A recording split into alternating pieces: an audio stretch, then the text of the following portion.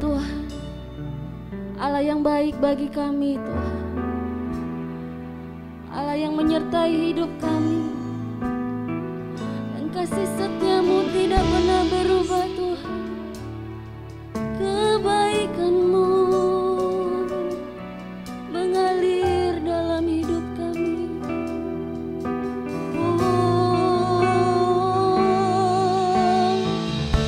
Terima kasih Tuhan, terima kasih Tuhan. Mari sama-sama katakan, Engkau baik Tuhan.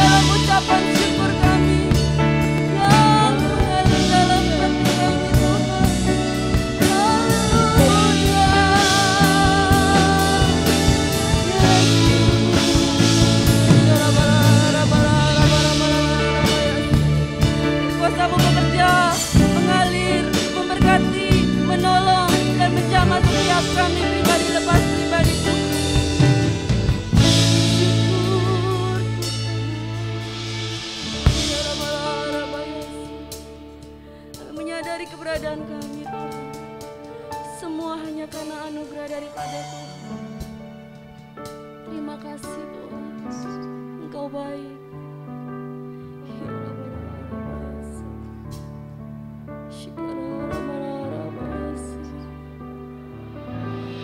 Ku ada sebab anugerah-Mu, ku ada karena kasih-Mu, Tuhan Yesus. Ku berterima kasih buat kasih rahmat-Mu. Kami ada, ku ada sebab anugerah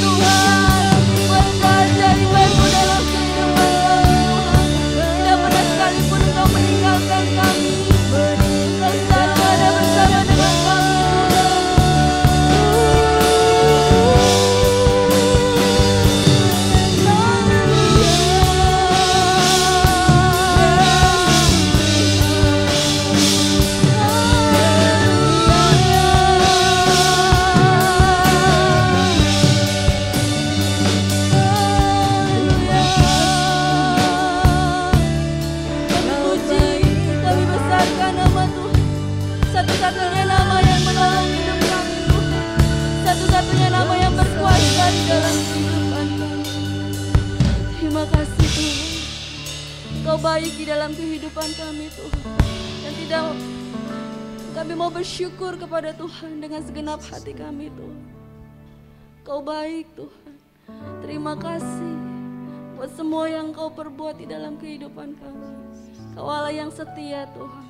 Dan saat ini kami boleh ada sebagaimana kami ada. Semua karena anugerah Tuhan.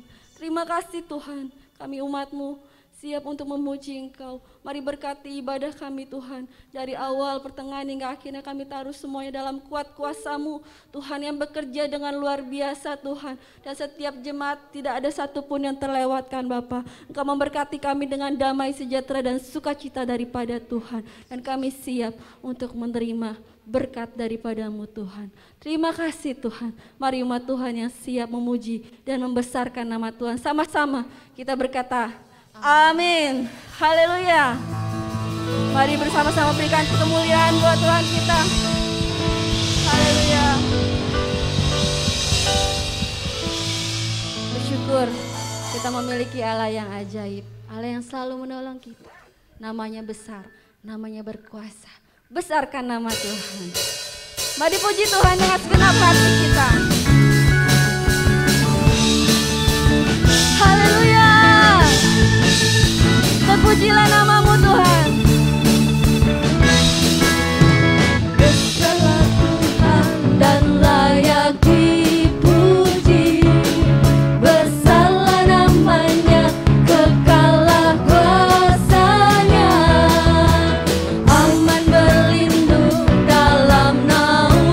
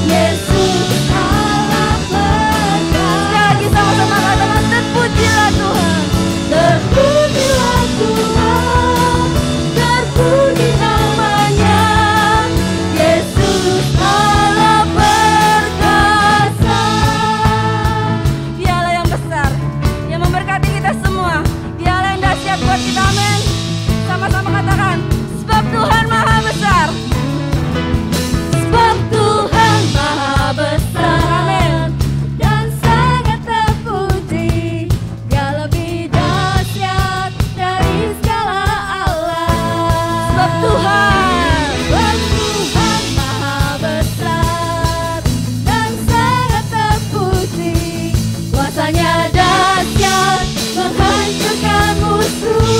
Sebab Tuhan Maha besar. Tuhan Maha besar, Sama-sama tepuk tangan di atas kepala. terpuji, Dia lebih dahsyat dari segala alam.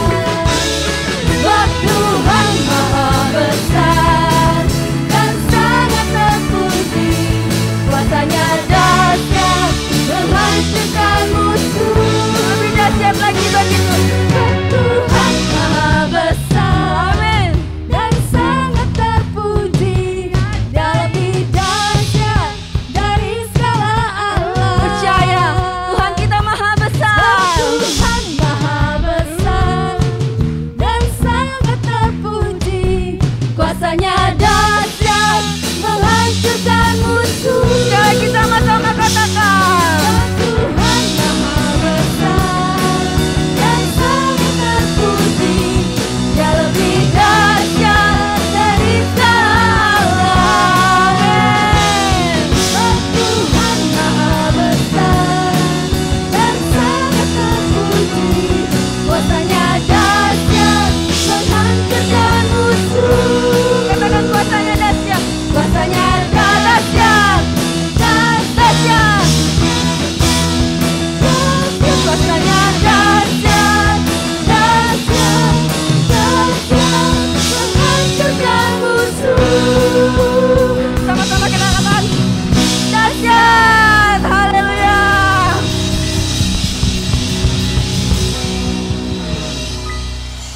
Apapun yang menjadi masalah kita saat ini, sakitkah, masalahkah, percaya bahwa Tuhan kita adalah Allah yang dahsyat. Amin. Beri kemuliaan buat Tuhan kita. Haleluya.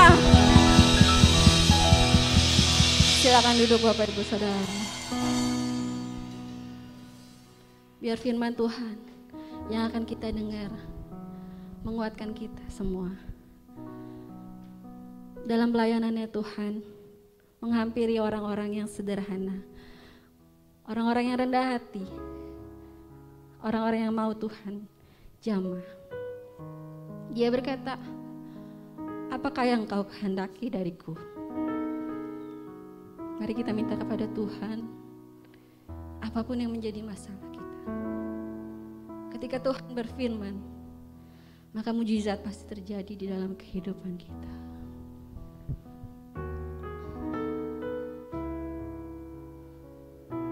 Terima kasih Tuhan.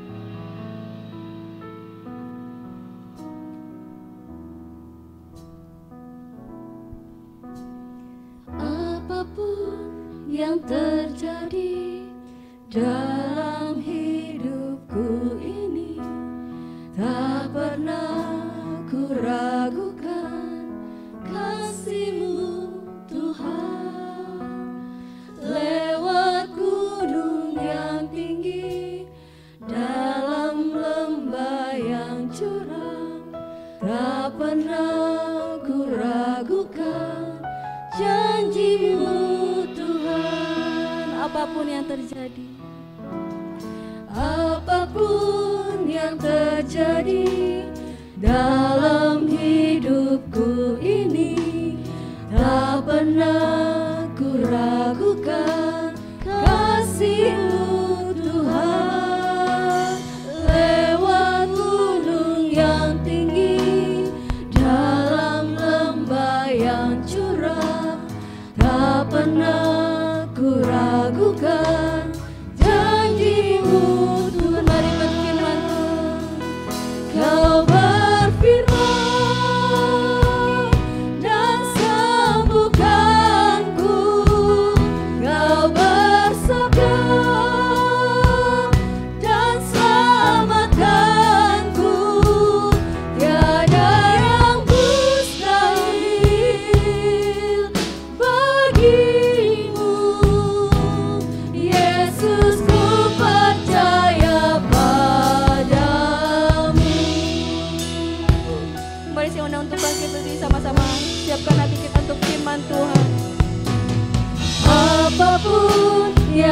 terjadi dalam hidupku ini.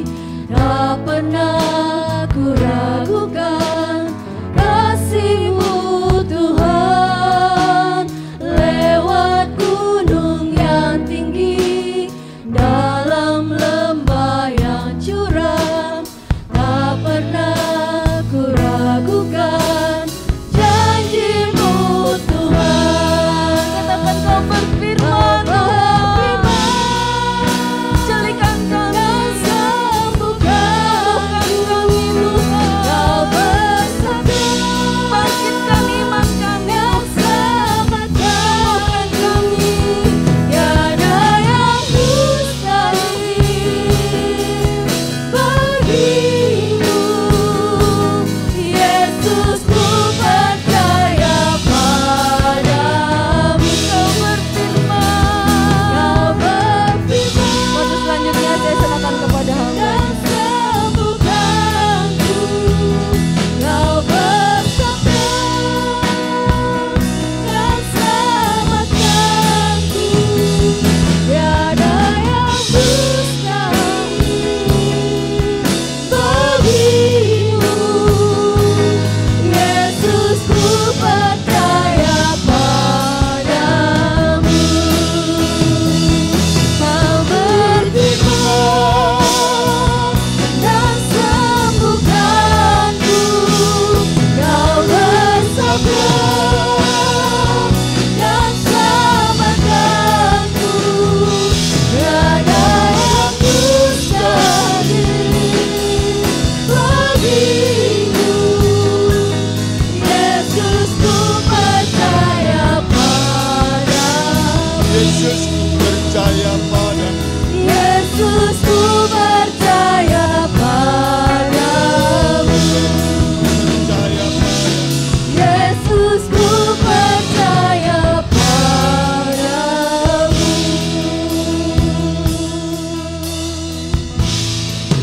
Haleluya.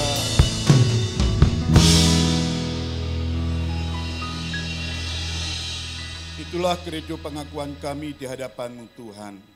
Kami umat-Mu yang hadir di dalam ruangan ini percaya bahwa Kau adalah Allah yang berkuasa, sanggup melakukan segala perkara. Kau adalah Allah yang sangat peduli kepada umat-Nya. Oleh karena itu kami datang ke tempat ini memuji, menyembah, memuliakan nama Tuhan. Biarlah pujian, penyembahan, dan pengagungan kami semua boleh menjadi dupa yang harum di hadapan Tuhan. Bapa yang baik yang kami kenal dalam nama Tuhan kami Yesus Kristus. Pagi yang indah ini Tuhan, biarlah kiranya Engkau mau berfirman kepada kami. Karena firman itu kami butuhkan dalam hidup keseharian kami Bapa. Oleh karena itu biarlah kiranya Engkau mengkuduskan, menyucikan segenap kehidupan kami. Kiranya Tuhan memberikan roh pengertian kepada kami, agar apa yang kami dengar, apa yang kami pelajari bersama Tuhan, kiranya mendatangkan kebaikan bagi kami dan kemuliaan bagi Tuhan. Terima kasih Bapa, terima kasih, berbicaralah Kau kepada kami sekalian umat-Mu yang hadir di pagi yang indah ini, siap mendengarkannya. Dalam nama Tuhan kami Yesus Kristus Allah yang hidup, kami berdoa dan mengucap syukur. Terpuji nama-Mu. Semua yang percaya katakan amin.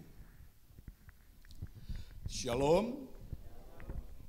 Pertama-tama saya mengucapkan selamat pagi, selamat kita berbakti di dalam nama Tuhan kita Yesus Kristus.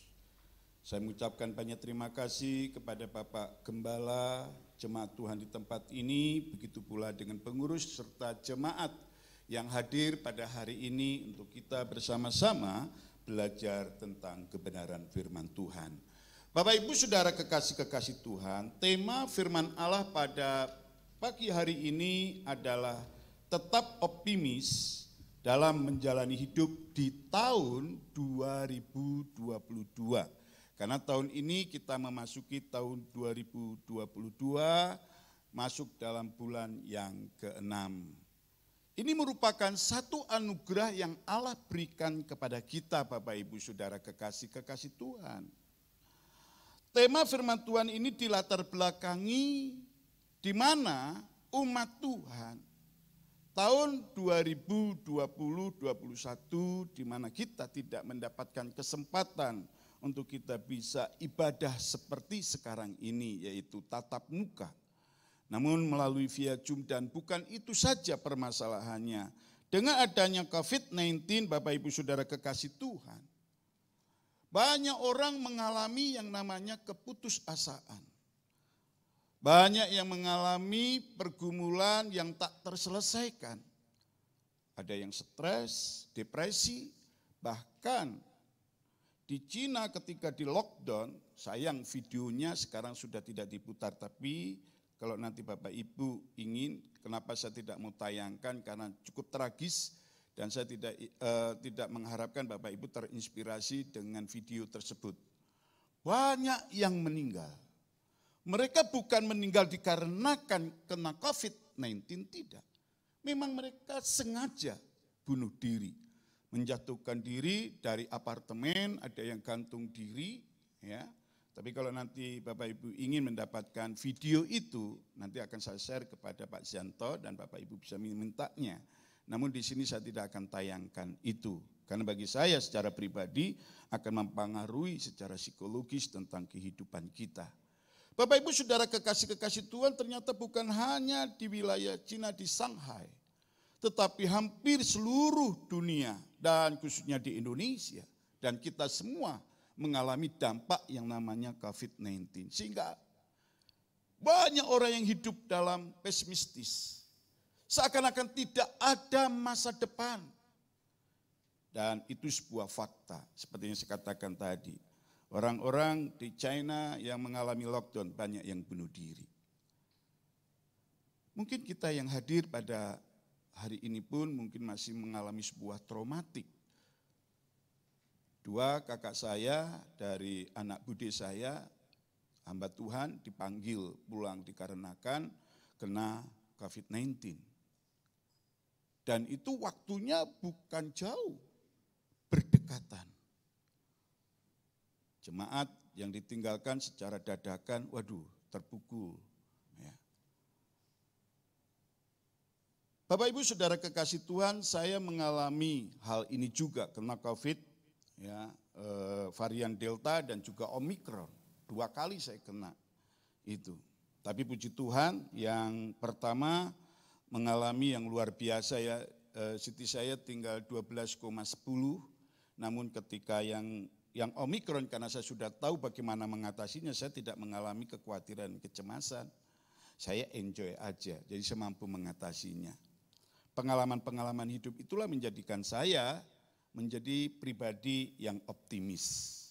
Saya yakin penyertaan Tuhan itu ya dan amin bagi umatnya. Bapak Ibu Saudara kekasih Tuhan, next.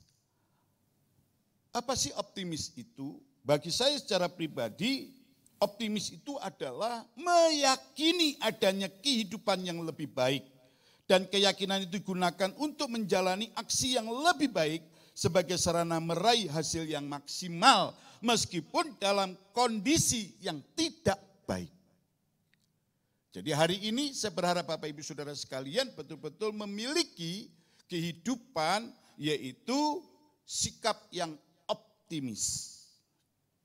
Optimis juga adalah energi yang bisa kita gunakan untuk melakukan tindakan-tindakan terbaik dalam mewujudkan kualitas hidup yang lebih baik. Dan saya bersyukur ketika saya mengalami COVID-19 varian Delta, saya masuk rumah sakit, awal masuk, ya, saya yakin Tuhan punya rencana, saya jujur, ya, saya tidak merasakan apa-apa, tetapi ternyata saya lebih parah dibandingkan dengan yang lain. Jadi saya OTG, ya, tanpa gejala begitu. Ya. Ketika saya masuk rumah sakit diperiksakan, jelas positif, langsung dokter bilang Bapak tidak boleh pulang. Bapak langsung masuk dan dirawat. Ya, saya belajar untuk menurut begitu ya, karena bagi saya nggak ada salahnya. Ternyata di situ saudaraku, ada satu suster yang sebenarnya dia sudah punya rencana untuk bunuh diri. Karena alasan pribadi, di mana silang pendapat dengan orang tuanya. Saya juga tidak tahu kenapa kok dia datang lalu bercerita Kami tidak pernah ketemu begitu ya, ngobrol begitu. Sebenarnya saat itu saya memang sedang pusing karena minum obat yang 9 macam obat minum, lalu ditambah dengan infus, ya, ditambah dengan antibiotik yang diselang begitu. Waduh, pusing kepala. Tapi saya belajar untuk merespon dan menjadi pendengar yang baik. Saya sederhana. Karena dia pakai jilbab, saya tahu persis siapa beliau begitu. Bolehkah aku mendoakan kamu? Dan dia sangat terbuka. Tapi aku berdoa dengan nama Tuhanku. Itu. Dan dia mau. Puji Tuhan Bapak Ibu Saudara kekasih Tuhan. Dengan cerita itu hari pertama datang ngobrol, hari kedua kok nggak datang ya? Kok apa ya yang dilakukannya? Ketiga enggak datang, begitu ya. Itu. Nah, saya pikir orang ini, waduh, pasti sudah mengakhiri hidupnya begitu. Hari ketiga dia datang. Saya sudah dapat jawaban, Pak. Oh, jawabannya apa?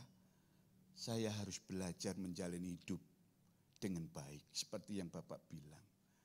Doa Bapak, saya berterima kasih. Bapak Ibu Saudara kekasih Tuhan, coba kalau saya tidak kena COVID, langsung masuk rumah sakit, nggak ketemu dengan orang ini, saya tidak tahu bagaimana kehidupan orang ini. Jadi sebenarnya orang optimis itu, meskipun dalam kondisi yang tidak baik, dia akan memanfaatkan situasi kondisi untuk menjadi lebih baik. Karena berkat bukan hanya untuk kita, tapi juga untuk orang lain. Next.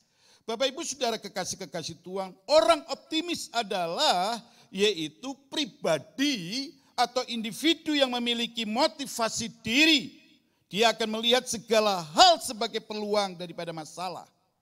Dan lebih bersedia mengambil tindakan serta bekerja untuk apa yang mereka inginkan. Orang yang optimis tidak tinggal diam. Orang optimis akan selalu bergerak untuk menuju ke arah yang lebih baik. Kalau hari ini Bapak Ibu Saudara sekalian mengalami kondisi yang tidak baik, ingat, jangan engkau pesimis. Kita harus optimis. Ada banyak tokoh-tokoh Alkitab yang menjadi model, teladan dalam hidup kita untuk menjadi pribadi yang optimis. Tapi pada pagi hari ini saya tertarik dengan seorang tokoh dalam perjanjian baru. Di dalam tulisannya jelas dia menunjukkan di sosok pribadi ini adalah pribadi yang sangat optimis. Siapa dia? Mari kita akan bersama-sama membuka tulisannya dalam Filipi pasal 4 ayat 4 sampai 9. Filipi pasal 4 ayat 4 sampai 9, Bapak Ibu Saudara kekasih Tuhan, mari kita akan membaca. Saya akan membaca ayat-ayat yang genap, Bapak Ibu Saudara sekalian, bersama-sama membaca ayat-ayat yang ganjil. Demikianlah firman Tuhan. Bersukacitalah senantiasa dalam Tuhan. Sekali lagi kukatakan bersukacitalah.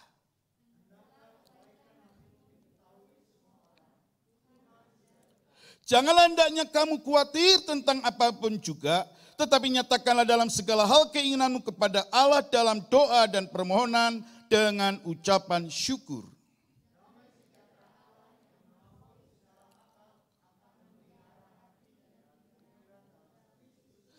Jadi akhirnya saudara-saudara, semua yang benar, semua yang mulia, semua yang adil, semua yang suci, semua yang manis, semua yang sedap didengar, semua yang disebut kebajikan dan patut dipuji, pikirkanlah semuanya itu.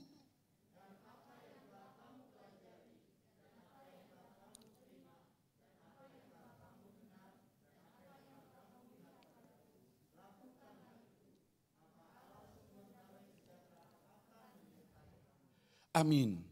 Bapak Ibu Saudara kekasih-kekasih Tuhan, ayat-ayat yang barusan kita baca ini adalah tulisan Rasul Paulus.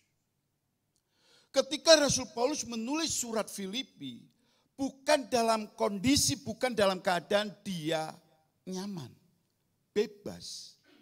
Bukan dalam kondisi dia diberkati. Tapi Paulus saat itu berada di satu penjara.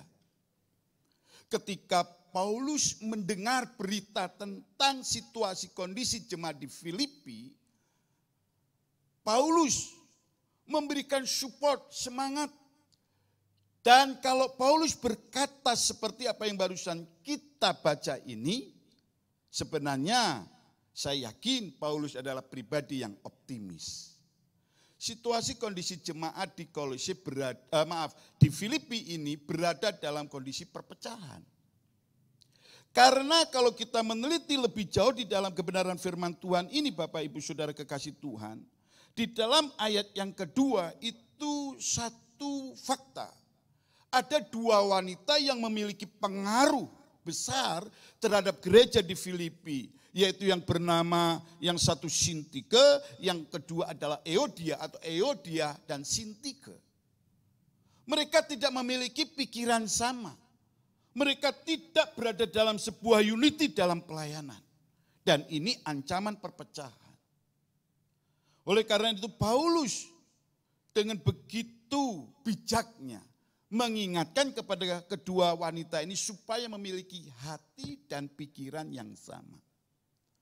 Dasar fondasi orang berpikir optimis itu dimulai dari hati dan pikiran atau pikiran dan hati. Jadi mari kita semua, kalau hari ini kau yang sudah berumah tangga, dalam membangun rumah tanggamu harus memiliki hati dan pikiran yang sama. Supaya apa? Terjadi sebuah unity dalam membangun keluarga. Dan kalau dalam keluarga itu sudah terjadi, maka akan berdampak pada lingkungan di sekitar, terlebih dalam lingkungan gereja. Suami istri sehati sepikir, saudara pasti akan membangun rumah tangganya dengan baik. Dan itu akan berdampak kepada gereja. Bukan hanya berdampak kepada gereja, tapi berdampak kepada masyarakat, bangsa dan negara. Oleh sebab itu mari kita memulai dari diri kita. Optimis didasarkan kepada hati dan pikiran yang sama. Nah Bapak Ibu Saudara kekasih Tuhan, ada 4 prinsip agar hidup ini optimis. Ini yang perlu Bapak Ibu garis bawahi. Next.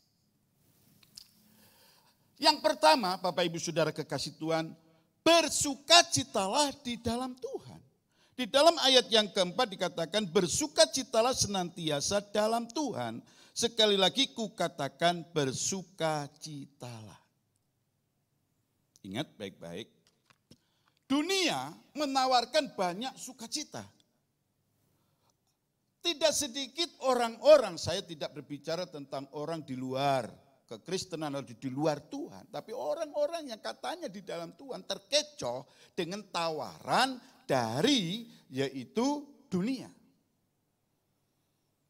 Ada yang pergi ke tempat diskotik untuk mencari sukacita. Ke XX1, 21, Premier, atau bahkan main HP seharian, game seharian. Hasilnya berada dalam kelelahan. Paulus tidak berkata bersukacitalah senantiasa. Sampai sebatas itu tidak. Karena kalau hanya mengatakan bersukacita senantiasa, maka orang akan mencari sukacita di dunia ini. Tetapi Paulus langsung mengarahkan kepada tujuan yang jelas. Yaitu bersukacitalah senantiasa, di mana Bapak Ibu? Dalam Tuhan. Itu ada tanda seru loh. Kita semua belajar bahasa Indonesia ya kan waktu kita sekolah, entah itu SD, SMP, SMA maupun dalam perkuliahan. Tanda seru itu menunjukkan kalimat perintah. Dan bagi saya ini serius, bukan main-main. Bersukacitalah senantiasa dalam Tuhan. Lalu ditambah lagi, sekali lagi kukatakan bersukacitalah. Bagi saya ini merupakan sebuah keseriusan yang harus dilakukan oleh setiap umat yang mengaku Yesus sebagai Tuhan dan Juru Selamat. Alasannya apa? Kenapa kok Paulus berkata seperti ini, bersukacitalah di dalam Tuhan. Ada apa di dalam Tuhan? Ayat 4 ini tidak menjawab Bapak Ibu. Kita tidak menemukan, tapi ternyata Paulus memaparkan di dalam tulisan yang lain. Mari kita buka di dalam ayat yang pertama dalam pasal yang kedua Bapak Ibu Saudara kekasih Tuhan. Kenapa sih kok kita ini harus bersukacita di dalam Tuhan? Ternyata Paulus menjelaskan di dalam pasal yang kedua ayat yang pertama. Kenapa kita harus bersukacita di dalam Tuhan? Ternyata yang pertama di dalam Tuhan itu ada nasihat. Siapa yang pada pagi hari ini membutuhkan nasihat? Kau pergi ke orang pintar, kau pergi ke dukun atau ke siapa? Tapi firman Allah katakan, di dalam Kristus ada nasihat. Mungkin kita bisa berkata, mengelak. Tuhan gak bisa lihat Pak. Hei, Tuhan bisa kau lihat. Melalui siapa? Gembalamu. Bapak Gembala adalah bagian dari Tuhan di dalamnya. Engkau bisa datang dan meminta nasihat kepada gembalamu. Kepada orang-orang yang dipercaya oleh gereja untuk menjadi seorang konselor. Engkau bisa datang ke sana. Dan kau bisa datang kepada orang-orang yang Tuhan percayakan. Dan kau dibimbing, dihintar untuk mendengarkan nasihatnya. Memang Tuhan tidak datang langsung, tetapi Tuhan datang kepada pribadi-pribadi, kepada orang-orang yang Tuhan percaya untuk mengingatkan, menasihati kamu kalau engkau memang butuh nasihat. Kalau kita lihat orang yang pergi ke orang pintar dan dukun itu ternyata hampir mayoritas bukan orang goblok loh. Bukan orang yang tidak pernah makan bangku kuliah, bangku sekolah. Tapi justru kadang-kadang ada banyak orang-orang yang pintar secara kognitif. Tetapi tidak memahami siapa dirinya dan termasuk orang-orang Kristen. Bila hari ini ada di antara Bapak Ibu Saudara sekalian suka pergi ke dukun, ke orang pintar bertobat. Firman Allah menjelaskan kepada kita. Saya tidak tahu situasi kondisi Bapak Ibu hari ini. Kau mungkin berada dalam keputusasaan. Mungkin usahamu sekarang berada dalam keterpurukan. Mungkin kau putus sekolah, kau putus kuliah. Atau kau di PHK. Kau bingung untuk aku harus berbuat apa. Tapi percayalah. Datang kepada Tuhan. Minta nasihat Tuhan. Hari ini siapa yang mengalami kedukaan? Yang membutuhkan penghiburan. Firman Allah katakan di dalam ayat pertama dalam pasal yang kedua dalam surat Filipi ini. Bahwa di dalam Kristus ada penghiburan kasih. Dan dikatakan bukan hanya sebatas penghiburan kasih.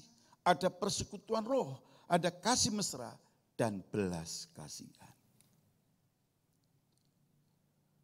Hanya Tuhan Yesus yang memiliki belas kasihan kepada umatnya. Apa bukti konkretnya? Tuhan tidak akan pernah meninggalkan umatnya yatim piatu. Bukankah kita sudah merayakan hari Pentakosta? Yohanes pasal 14 di mana Tuhan menjanjikan seorang penghibur. Aku tidak pernah meninggalkan kau sebagai yatim piatu. Allah tidak pernah meninggalkan umatnya Bapak Ibu Saudara kekasih Tuhan. Oleh karena itu mari kita punya komitmen untuk hidup bersukacita di dalam Tuhan. Hari ini bersukacitalah di dalam Tuhan. Sekali lagi kukatakan bersukacitalah. Ternyata bukan hanya itu. Efesus pasal yang ke-6 ayat yang ke-10 di sana firman Allah berkata, akhirnya hendaklah kamu kuat di dalam kekuatan kuasanya. Di dalam Tuhan ada kekuatan, di dalam Tuhan ada kuasa. Amin. Mari kita merespon dengan baik saudaraku.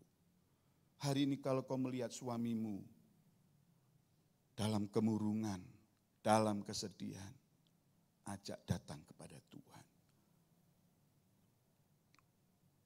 Hari ini kau datang tidak salah Bapak Ibu.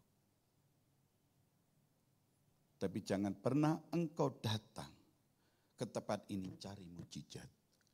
Jangan pernah engkau datang ke gereja kau cari berkat. Kau tidak usah mencari itu. Semua Tuhan sudah siapkan. Tuhan sudah sediakan. Ketika kau mencari dan kau tidak menemukan, ada peluang kau kecewa dan mengutuk Tuhan. Tapi kau datang beribadah karena kau punya hati yang berkobar-kobar, memiliki hati yang bersukacita untuk kau mengucap syukur. Dalam ibadah kedua saya akan berbicara tentang carilah Tuhan, maka kamu akan hidup. Bapak Ibu Saudara kekasih-kekasih Tuhan, bersukacitalah di dalam Tuhan. Sekali lagi kukatakan bersukacitalah. Di dunia ini hanya ada orang yang punya kekuatan, tidak punya kekuasaan. Ada banyak tokoh-tokoh, presiden yang kita kenal 34 tahun memerintah Indonesia, tapi tumbang karena dia hanya memiliki kekuasaan, karena tidak memiliki kekuatan. Seorang petinju terkenal dengan leher betonnya dikatakan di sana. Dia juga tumbang karena hanya memiliki kekuatan, tidak memiliki kekuasaan. Hanya Tuhan yang punya kekuatan, hanya Tuhan yang punya kekuasaan, hanya Tuhan yang punya dua-duanya. Maka bersukacitalah kau di dalam Tuhan. Sekali lagi kukatakan bersukacitalah. Itu yang pertama Bapak Ibu Saudara kekasih Tuhan. Yang kedua, kebaikan hati yang diketahui semua orang. Di dalam Filipi pasal yang keempat tadi Bapak Ibu, ayat yang kelima dikatakan, hendaklah kebaikan hatimu diketahui semua orang, Tuhan sudah dekat. Di sini ada tanda seru lagi. Jadi kebaikan hati itu merupakan prioritas. Ketika engkau menjadi berkat, pasti kau akan diberkati.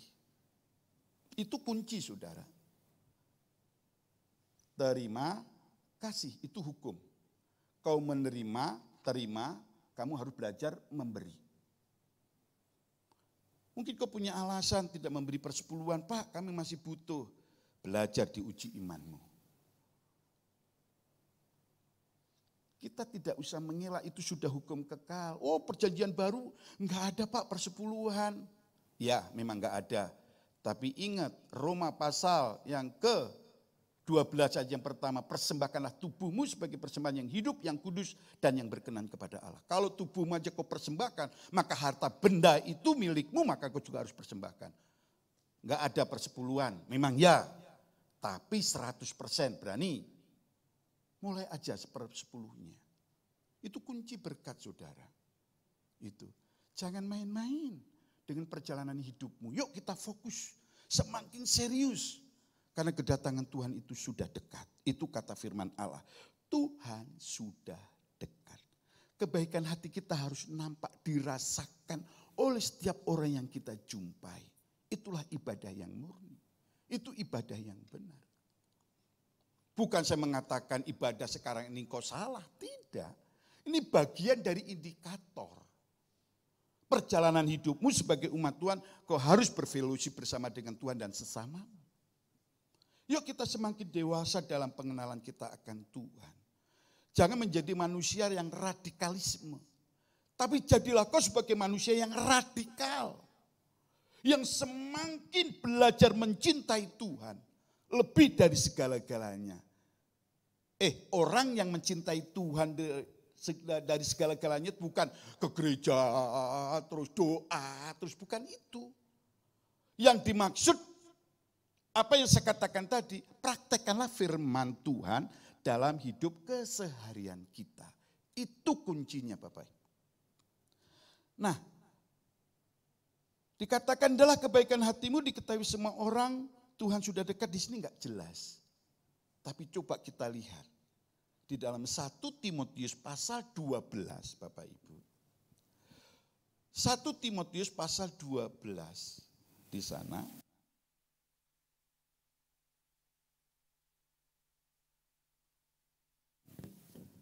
Ya.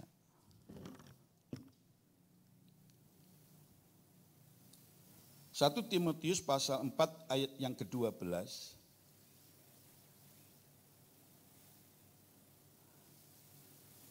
Mari kita akan baca bersama-sama.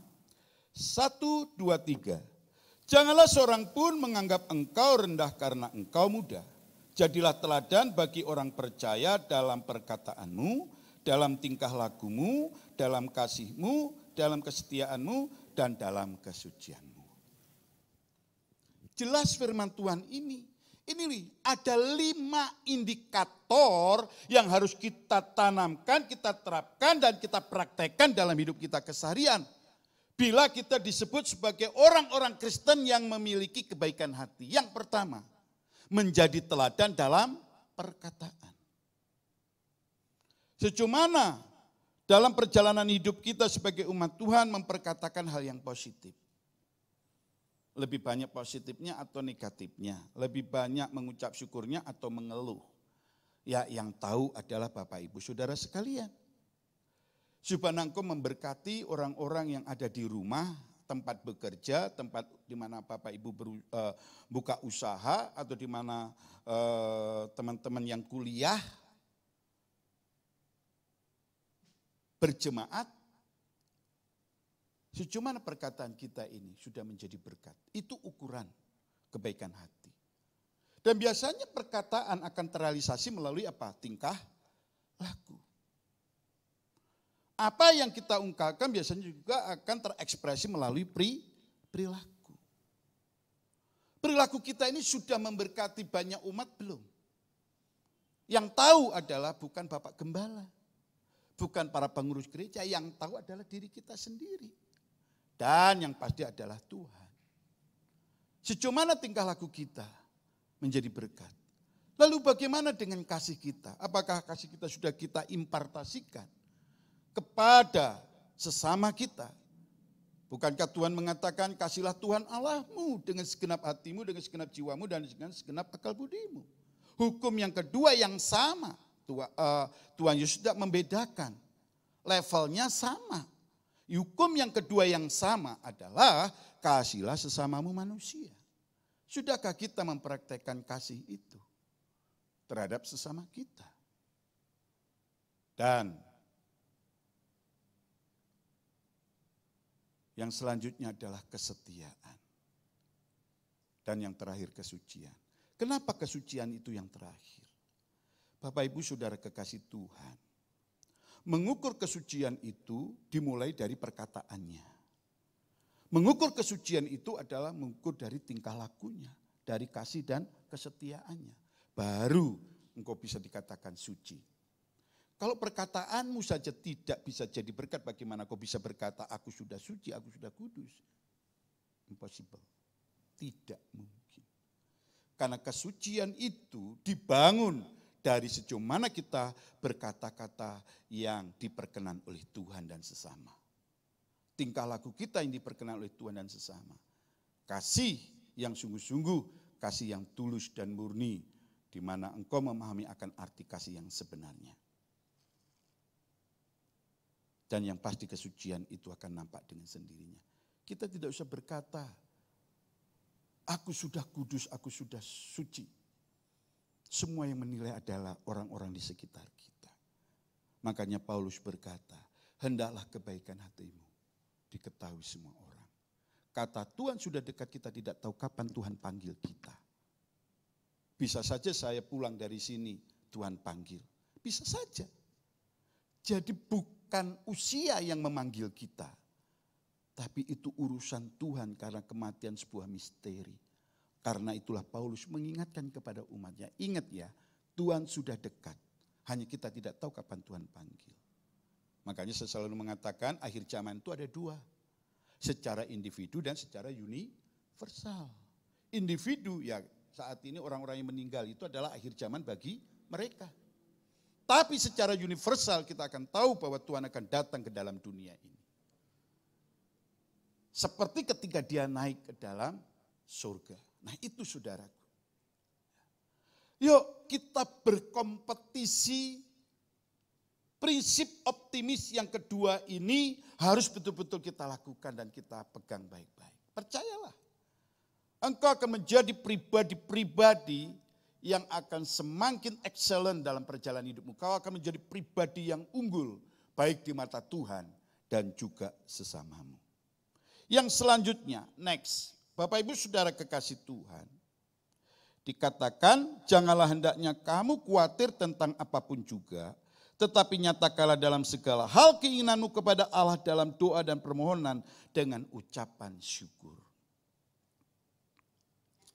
Ayat firman Tuhan ini seharusnya menjadi daging dalam kehidupan kita. Orang yang optimis tidak akan pernah mengalami hidup dalam kekhawatiran yang berlarut-larut. Apakah kita tidak boleh khawatir, Pak? Kalau Tuhan berkata jangan kamu khawatir tentang apapun juga, yaitu jawabannya. Tuhan melarang kita khawatir. Tapi fakta dalam lapangan kita sering berada dalam kekhawatiran. Ya oke lah itu manusiawi. Ya, tapi manusia ilahinya ada enggak dalam hidupmu? Nah itu, kalau engkau merasakan bukan hanya sekedar manusiawi, tapi manusia ilahi ada dalam hidupmu, kau pasti akan menekan yang namanya kekhawatiran dalam dirimu. Bapak Ibu Saudara kekasih Tuhan, apakah sudah pernah bersaksi atau belum ya di tempat ini? Saya masih ingat hari Minggu satu peristiwa yang tidak akan pernah saya lupakan, dan ini bagi saya adalah merupakan peristiwa yang paling pahit tapi juga paling manis dalam perjalanan hidup saya sebagai hamba Tuhan. Ketika waktu itu saya pelayanan di wilayah daerah Tanjung Duren, Jakarta, saudaraku. Ketika pertengahan ibadah setelah menyampaikan renungan, saya mendapatkan WA dari istri. Dan sebenarnya istri itu bukan orang yang suka WA gitu, dia tahu bahwa suaminya pelayanan pasti dia tidak gitu. Tapi ini dia WA, tapi awalnya dia telepon ya. Nah, telepon tidak saya angkat. Itu. Dan dia mungkin mengerti, tapi saya yakin ini pasti hal yang penting. Itu. Nah, ketika saya buka WA itu ternyata anak saya yang bungsu itu kecelakaan. Peristiwanya sederhana, dia pulang mau ganti baju karena dia adalah guru sekolah minggu, dia mau ganti baju begitu. Tetapi ternyata dibelokkan juga katanya sih enggak cepat juga enggak gitu. Ada kerikil yang dia lindas dan itu menjadikan dia jatuh gitu. Luka itu tidak ada Bapak Ibu Saudara kekasih Tuhan, tidak ada luka sama sekali. Tapi dia bilang aduh sakitnya enggak ketulungan. Akhirnya dibawalah ke rumah sakit Murni Asih, diperiksakan Murni Asih angkat tangan. Tidak mau menerima lalu dirujuk ke Siloam. Nah lalu di Siloam inilah istri saya calling saya supaya saya cepat datang ke rumah sakit Siloam Karawaci. Bapak Ibu Saudara kekasih Tuhan, ya namanya hari Minggu, dokter yang jaga ya biasalah, ya dokter biasa begitu kan. Nah dokter ini bilang ini harus di rongsen USG begitu, tapi dokter yang melakukan itu enggak ada. Alasannya, saya memahami ya, maaf Pak mesinnya rusak, tapi saya tahu hari Minggu itu pasti dokter hanya dokter jaga gitu ya, dokter spesial pasti spesialis itu tidak ada gitu. Itu dari jam 10, jam 12 sampai mau maghrib Bapak Ibu, tidak ditangani dengan baik. Tuh. Ya rumah sakit yang bagi saya ya rumah sakit yang bagus lah gitu ya. Kok sampai tidak penanganan ini, pasti ada something wrong begitu ya. Akhirnya kami dirujuk ke Bethsaida. Ketika di Bethsaida, saudaraku di USG di rongsen, waduh dokter bilang, Pak saat ini juga anak ini harus dioperasi. Alasannya apa dok? Limpahnya pecah. Darah itu sudah menggenangi ususnya. Waduh pingsan-pingsanlah saudara saya. Tapi saya tidak bicara tentang operasi, saya tanya biayanya berapa dok. Biaya operasi 50 juta. Ruang ICU 50 juta, dia dijelaskan to the point. Memang ini kan rumah sakit agak komersil gitu kan. Itu enggak ada BPJS itu. Waduh stres. Akhirnya kami enggak punya dana total pokoknya sekitar 150 juta. Waduh duit saya hanya 5 juta. Itu pun sudah bayar di Siloam 1.500.000, tinggal 3.500.000. Lah ini 150 juta, harus DP dulu ya sekian juta begitu. Bapak Ibu Saudara kekasih Tuhan. Akhirnya saya bilang, waduh bisa enggak yang BPJS, di mana ya rumah sakit BPJS? Wah di awal bros, direkomendasi di sana. Tapi ada satu jemaat, karena memang dia adalah suster, dia mantan suster gitu. Tidak Pak, kembali kita ke Siloam. Kita minta pertanggungjawaban rumah sakit Siloam. Begitu saudaraku. Ya kita tahulah orang Batak kan itu. Jadi memang beliau orang yang sangat tegas dan dia datang kita ke Siloam. Itu hujan deras Bapak Ibu, kalau mungkin nggak hujan masih mendingan, ini hujan deras. Jadi ya sudahlah macet dan sebagainya. Anak saya semakin pucat dan seperti sudah tidak punya daya begitu. Akhirnya kita datang. Ketika datang ke sana, saya bilang sama istri saya, no urusin sama jemaat. Kita tahu orang-orang yang berkompeten untuk mengurus itu karena ada yang sebagian memang suster dan tahulah bagaimana kebijakan-kebijakan rumah sakit. Saya tidak tahu. Saya mocok saudara. Saya sendirian dan saya hanya berdoa. Itu.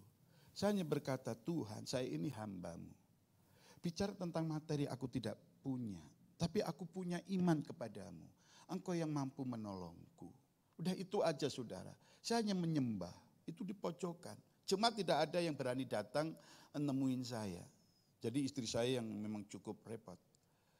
Saya ingat apa yang dilakukan oleh Musa, Yosua dan Hur ketika perang dengan Ai.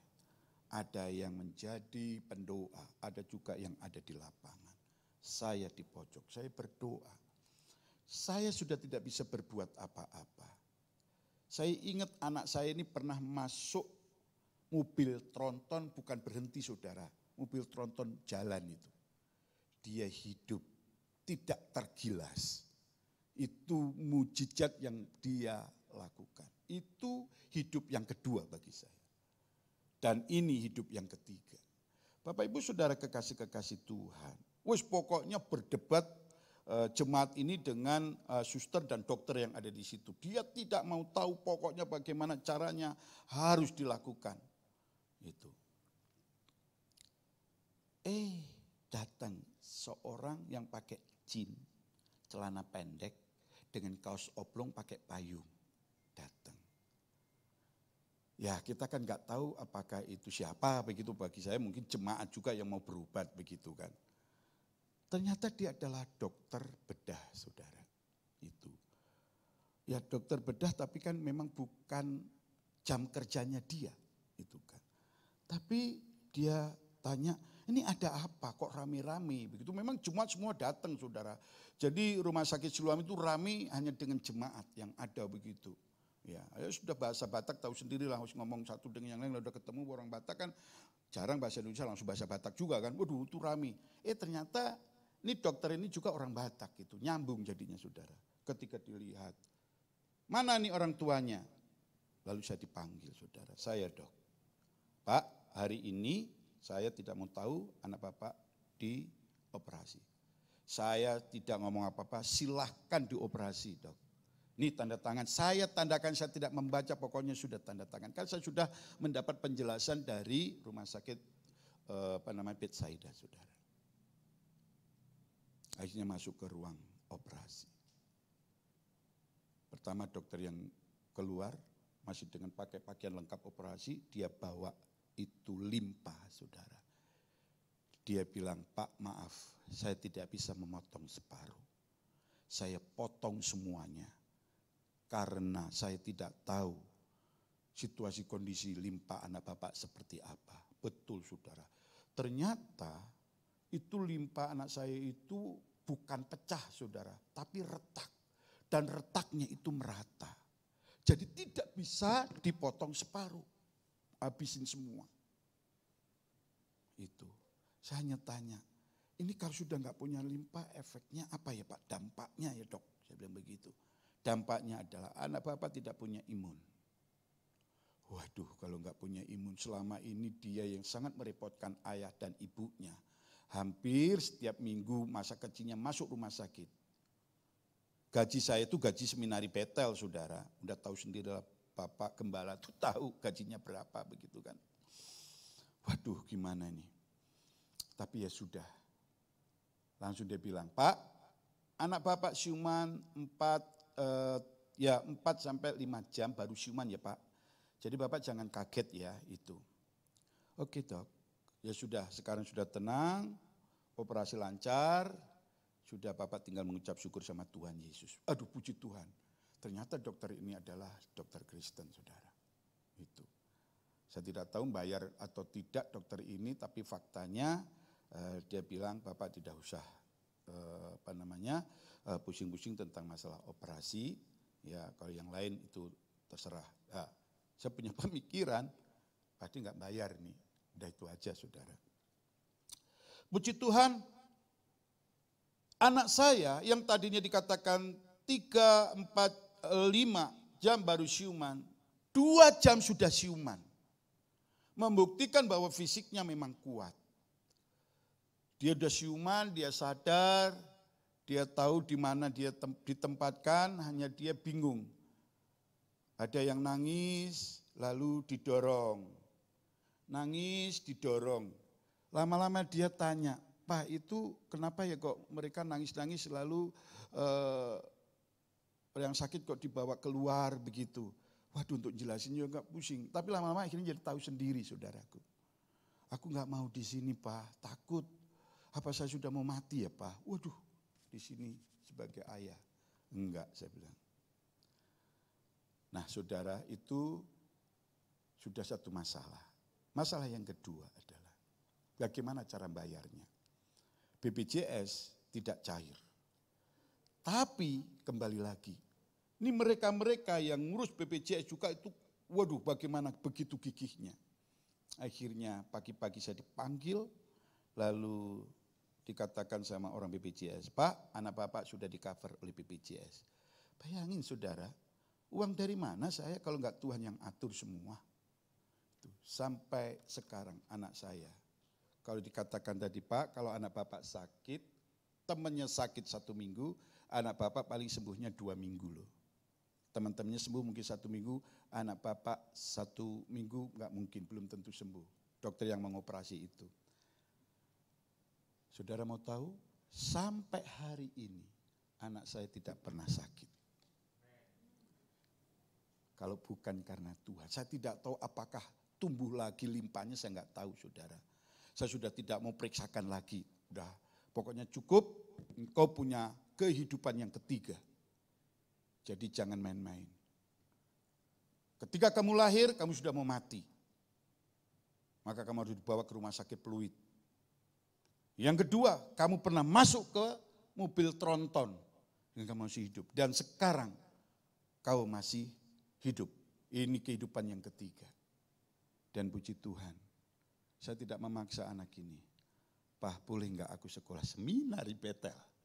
Aku ingin membalas kebaikan Tuhan. Bapak Ibu Saudara kekasih Tuhan, ingat jangan hendaknya kamu khawatir tentang apapun juga. Kalau saya mengingat peristiwa anak saya, kebaikan Tuhan itu luar biasa. Kekhawatiran tidak akan membuat solusi dalam hidup kita. Hanya firman Tuhan katakan, nyatakan dalam segala hal keinginanmu kepada Allah dalam doa dan permohonan dengan ucapan syukur. Itu yang saya praktekkan dalam perjalanan hidup saya. Sampai sekarang saya menjalani hidup seperti itu. Tuhan percayakan saya mengembalakan jemaat, bukan jemaat yang kaya secara materi. Bukan jemaat yang kaya secara rohani juga tidak. Mereka hampir mayoritas latar belakang dari HKBP. GBIB, Simalungun. Tapi saya puji Tuhan, Tuhan percayakan dan saya belajar untuk menjadi seorang hamba yang setia dan taat. Dan saya mempraktekkan ayat yang ke-6 ini. Tuhan pelihara sampai saat ini. Bapak Ibu Saudara kekasih Tuhan, mari kita belajar. Kalau hari ini kau pesimis, ubah pesimismu menjadi optimis. Dan yang terakhir, next. Damai sejahtera Allah yang melampaui segala akal akan memelihara hati dan pikiranmu dalam Kristus Yesus. Bapak Ibu Saudara kekasih Tuhan, ini yang terakhir. Penyerahan diri secara total kepada Tuhan, itu punya peran penting dalam hidup kita. Hati dan pikiran kita. Kalau kita menyerahkan hati dan pikiran kita, Bapak Ibu Saudara kekasih Tuhan, maka semua perjalanan hidup kita pasti ada di bawah pengawasan Tuhan. Karena Tuhan yang akan mengatur hidupmu. Maka di dalam Tuhan punya peran penting dalam hidup kita. Hari ini jangan main-main menjalani hidup. Ayo kita belajar menjalani hidup dengan penuh optimis. Hanya Tuhan yang memampukan kita, menolong kita. Apapun yang terjadi dalam hidup kita. Mari kita menjadi pribadi-pribadi yang optimis. Orang yang optimis adalah orang yang memiliki pikiran seperti dikatakan dalam ayat yang ke-8, saudara. Apa dikatakan di sana? Memikirkan hal-hal yang benar. Memikirkan hal-hal yang mulia. Yang adil, yang suci, yang manis, yang sedap didengar, yang disebut kebajikan, dan yang patut dipuji. Itu yang memang harus kita pikirkan. Intinya, pikirkan perkara-perkara yang positif. Jadilah kau pribadi-pribadi yang optimis. Dan ayat yang ke-9 memberikan penjelasan. Kau jangan hidup dalam teori. Kau tahu firman Tuhan, tetapi kau gak praktekkan, itu namanya nol. Tuhan ingin kita berada dalam keseimbangan. Dengarkan firman Allah, pahami, mengerti, kalau boleh saya katakan kognitif, afektif, dan psikomotorik itu harus menjadi satu kesatuan. Kalau hari ini kau dengar firman Allah, lakukan dalam perjalanan hidupmu. Itu yang Tuhan kehendaki dalam ayat yang ke-9. Jadi orang yang optimis adalah orang yang berada di bawah pengaturan Tuhan dan mau menjalankan apa yang Tuhan kehendaki. Next. Bapak Ibu Saudara kekasih Tuhan, next. Ya, next. Ya. Mari kita belajar pada pagi hari ini. Hanya Tuhan satu-satunya yang engkau harus menyandarkan diri kepada Dia. Saya rindu pujian ini kita nyanyikan bersama. Mari kita belajar merenungkan firman Allah di pagi yang indah ini. Dan mari kita pulang kita lakukan. Jadilah kau pribadi yang optimis, Bapak Ibu Saudara kekasih Tuhan. Kami undang singer untuk maju ke depan.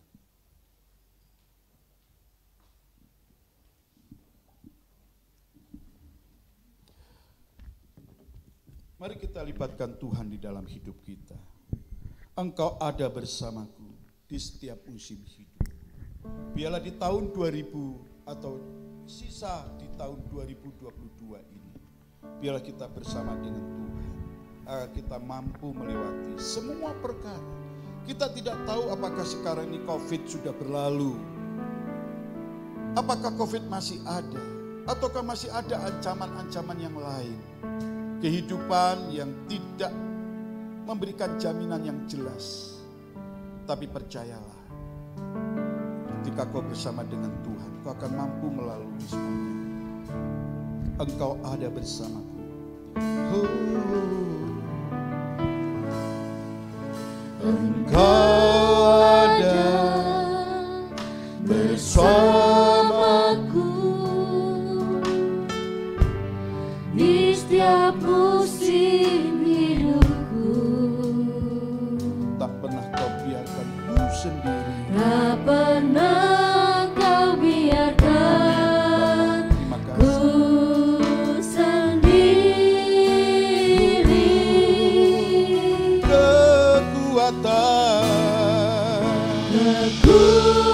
Kekuatan di jiwaku adalah bersamamu. Tak pernah ku ragukan kasih-Mu.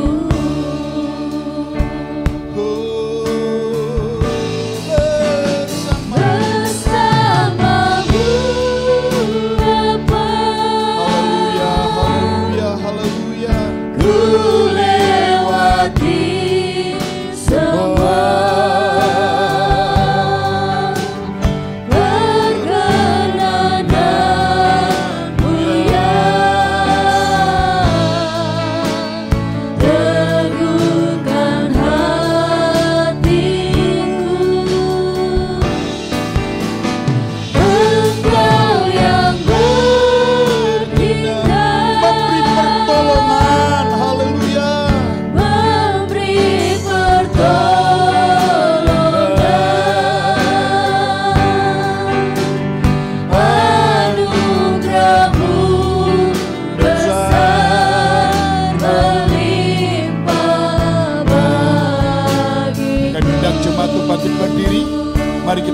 jadikan pujian ini dari awal. Jadikan pujian sebagai gereja pengakuanmu di hadapan Tuhan. Hanya bersama dengan Tuhan, kau akan mampu melalui tahun 2022 dengan baik. Hanya bersama dengan Tuhan, engkau akan mampu mengatasi segala permasalahan pergumulan yang saat ini kau hadapi. Kecemasan, kebimbangan, ketakutan yang akan menjadikan hidupmu berada dalam keterpurukan. Libatkan Tuhan dalam hidupmu. Kekuatan di jiwaku. Amin, amin Tuhan. Terima kasih Bapa. Kau memberkati setiap umatmu yang hadir pada pagi yang indah ini Tuhan. Siapapun mereka, Kau tahu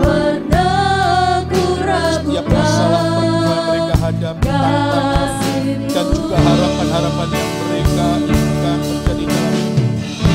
Bapa, Engkau Allah yang mampu menolong. Biarlah mereka belajar memiliki hidup optimis, menjalani hidup bersama dengan Tuhan, melewati hari demi hari bersama dengan Tuhan. Terima kasih Bapa, terima kasih. Kau berkati keluarga besar jemaat. Oh, saya ahli di tempat ini Tuhan. Karena cuma di tempat ini dalam punya Engkau. Kami percaya. Oh, haleluya, haleluya, haleluya. Engkau yang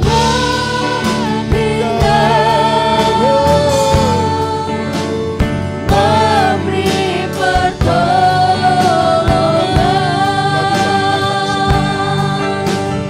Anugerah-Mu besar melimpah bagiku. Anugerah-Mu besar, anugerah-Mu besar melimpah bagiku.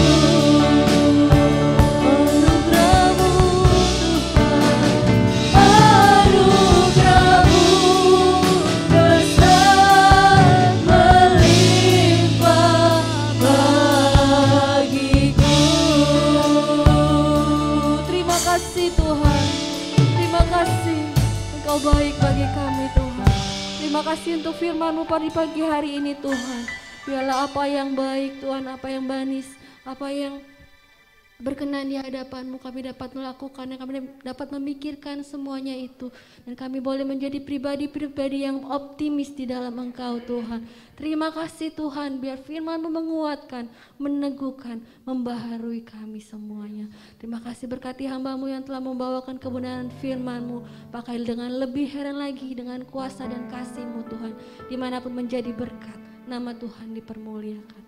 Terima kasih Tuhan, kami terima, kami sambut berkat firman-Mu pada pagi hari ini. Hanya di dalam nama Tuhan Yesus Kristus. Haleluya. Amin. Silakan duduk.